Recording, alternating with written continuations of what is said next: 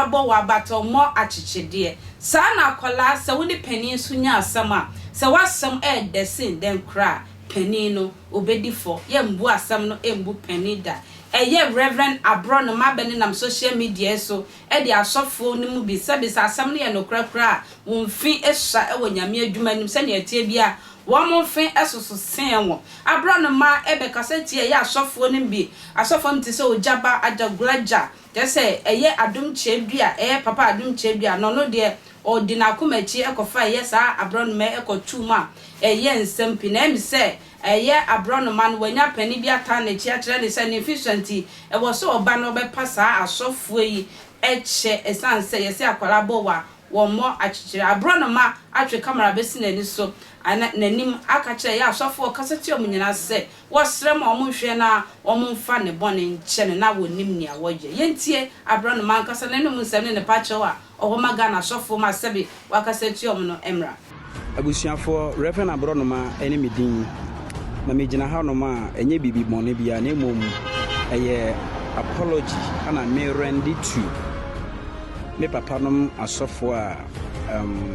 my videos a etitia won na so a primo na koma wo abufuo mu merenda apolôgy de ma won ni na wo anidie ni ahobrasiem sania makasa etia no amana koma afuo ananse de makasa mpa unya react ye bet ahano misre se mfanche I render an apology na misre ensori ahodo ni na makasa etia won ni na se mfanche na asumdwie emfa ne to mapa emfra na ebi nso erinsi biem eye me papa Ajaguraja me papa Tvgh Adom kyie me papa me papa Ogyaba ene susum sori ni sori ahodo a aka nyina a mafom no ana maka asem a etia no aha no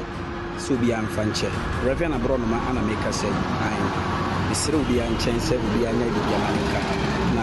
yemfo do ensantena biem na nea esiye no ebi ensan ense biem. This is a promise from me tradition me medamasi me gidi yi enso se apology ye begie tu tradition na medamasi enso pa odom na me firi amakasa enya me menenfe anase ohye eyodom medamasi Abranomah nyame sha bebre se waye nyame so adwuma because na ne awo ye no se no krakra na wo kana wo ya akeka kwa akire dodo ai papa fo awdi omatem nya se be edum betimi awo ana se wo papa betimi apie firim a na ano ne se wa wanya no hu apacha odi a nyankopɔ bo soro emfa akobɔ ne so enche kwentwa makra